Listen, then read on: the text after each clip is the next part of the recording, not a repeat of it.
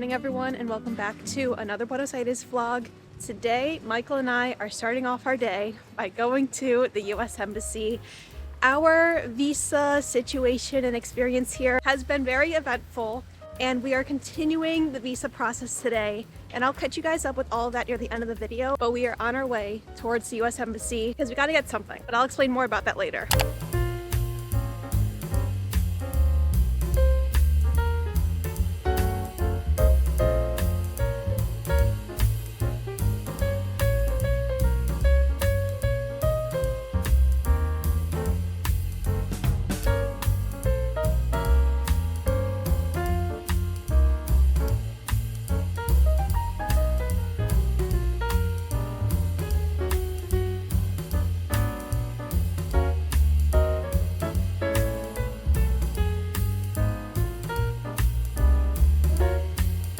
Able to make it to the US Embassy, and we were expecting there to be like a bunch of people, a big line, and there was absolutely no one there. So we were able to get what we needed, and now we're gonna head to lunch.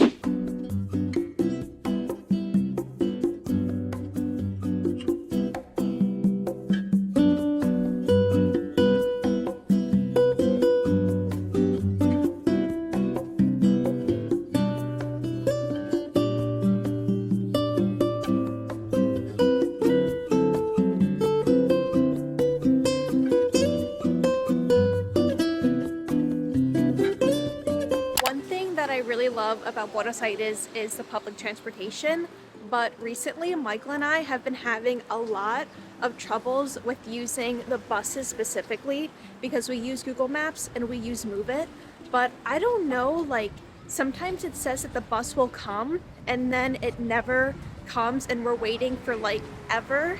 Like today we were waiting for like 20 minutes for a bus and it kept saying that it was going to come and it kept coming every 4 minutes, and we were at the right stop but it never came. So we need like recommendations on like apps that you guys use, or like, I don't know. I don't think we're doing it right, but I don't know. We just have a lot of problems when we use the buses, and it's not all the buses, but it's just like a few lines that are just not reliable on like Move It or Google Apps.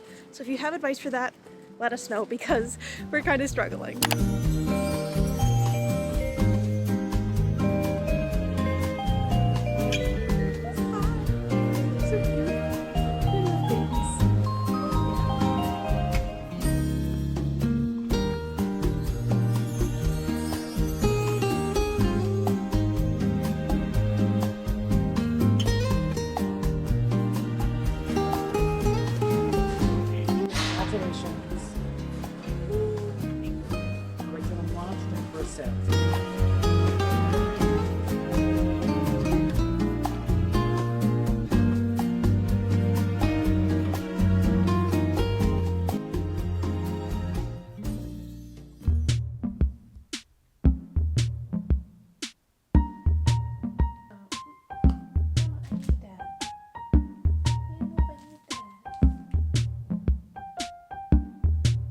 I think we have a little bit of catching up to do because I feel like from my last vlog to this vlog, so much has happened in like the span of a week.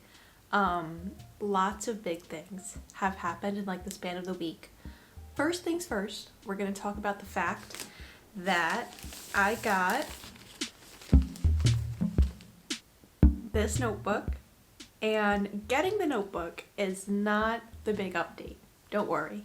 The big update is that I started a new role at my job, and if you know me, I have a background in education. I have my bachelor's degree and my master's degree in education. Education for me in teaching and like curriculum design is like my life. It's my purest, it's like everything that brings me happiness. But I started a new role at my position which involves like salesy calls, and if you think of like the typical like salesman, like car salesman person, like that is not me at all. So I am starting this new role. I'm still keeping the other things that I'm doing, but I'm starting this new one too because I know a lot of knowledge about the curriculum because I help design it, and I speak with schools, I speak with principals, world language leaders and things like that to tell them about like our offerings. And this is something I started this past week, And I had a notebook for it, and in the calls, like, I write so many notes, and I literally ran out of pages in the notebook, so I had to get like an extra big one. And I've shopped from this place before. It is called Ali Ali, and it's like right in Belgrano. So if you're looking for like some little stationery, some cute things, I would recommend, because I like their quality of the products. Second thing on the catch-up list is that this has been something that's been going on for like a while, well before like I even took my break from YouTube. The building that we are in, and I'm trying not to speak too loud because I literally do not know how much like our neighbors can hear us. The building that we are in is very new, and I've heard from a lot of people that the newer buildings, like, they're not really made to be like soundproofed like at all for like apartment living. Like, there may be Airbnbs in an apartment, there may be like studios for people to work in, or like home offices. There may be a mix of people living in the apartment as well. And we have noticed since we moved in here that noise just travels so incredibly easily. Like, we hear like almost everything that happens, and we've been having like some noise problems from the people above us to the people on our hallway. We really try to be extra super mindful of like the noise that we may cause to the people below us. Like, anytime, like, you know, like, even if like I'm cooking and like I drop like a spoon, I'm like, oh my gosh, like that was probably so loud to the people underneath us. And it's like I'm consistently thinking about that. And because this has been going on for so long, we asked the owner of the apartment here, we're like, you know, like, it's gotten to the point where like I don't think people know. In our building, like, we can like literally hear word for word like conversations that other people have, and like when they have the TV on, or if they're listening to music or something like that. So we messaged the owner of this building, and he's like, okay, like, if it gets to the point, if you need to tell someone, write a note to whoever detailing what's going on, and then mark it, like signature it off from los vecinos, from the neighbors. And we were really trying to like hold off until we absolutely like could not tolerate it anymore. And last night we wrote the letter, and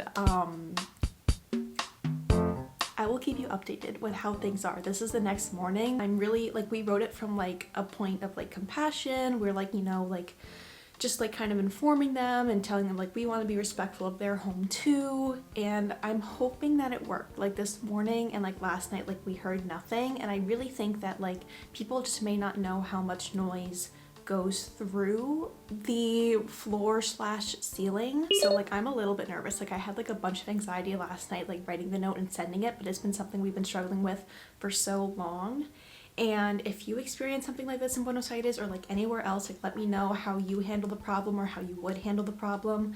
One thing I really miss about like living in the US was like Michael and I had our own house, and like the noise problem was never something that we had to worry about. But of course, living in a building here, you have to worry about it. But fingers crossed, the next time I update you on this, it will be like all good news and everything has been smooth sailing from here.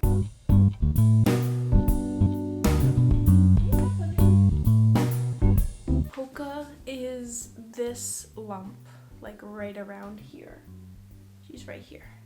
I don't know, she does this thing where like she likes to sleep underneath the covers, so that's what she's been doing recently. Let's get on to the big life update, which has to do with the visa. If you've been following my channel for like the last year, you know that this has been something that Michael and I have been struggling with for so long, but things have been much more like pressing now because it is like the end of July, beginning of August right now, and Michael has a wedding he wants to go to in October for someone in his family who is like he's extremely close to, like he doesn't want to miss it, like they're like siblings really. And I really want him to go too. I of course am invited, but I wouldn't go because it would just be like a big deal with like Polka and Max and like having someone to find them, to watch them, and Michael would be gone for a while. So I would stay here and Michael would go, and I really want him to go too. But like we still don't have this visa thing situated, and we have talked with lawyers, we've been to migrations like way too many times to even count, and for the whole last year they told us that we would need the rentista visa. And we've literally talked to like 10 maybe different people in migrations who have all told us the same thing: apply for the rentista visa. We've showed them our contracts, we've had them translated in Spanish, we explained to them that we were digital nomads, and they're like, rentista visa, go for it. I finally submit all of my documents and I have the appointment. Like I literally went to my visa appointment during my 2-month break where I wasn't on YouTube.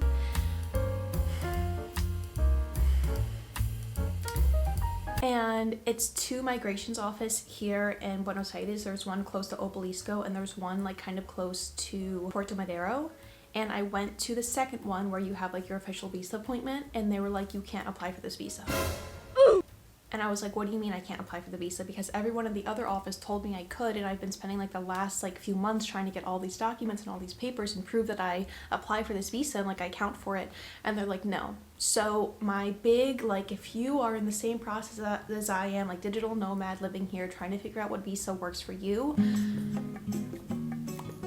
the key word for the rentista visa is passive income. That's like if you have an apartment or if you have a house in the US and like you get money from that, like it's passive income. Like some sort of passive income is the absolute key word. If you're currently working, if you currently have a contract, if you make money monthly, if you're like salary, it doesn't count. Rentista visa, the key word is passive income, which I'm very frustrated with, as you can tell. So we don't have a rentista visa right now. We are in the process of applying for the digital nomad visa. We've met with a lawyer, like we talked about all the steps. We explained to her what we have. We showed her what we have. If we were to go with this lawyer, she would come with us like to migration. So like we wouldn't even have to like interact with anyone. She would be our lawyer there.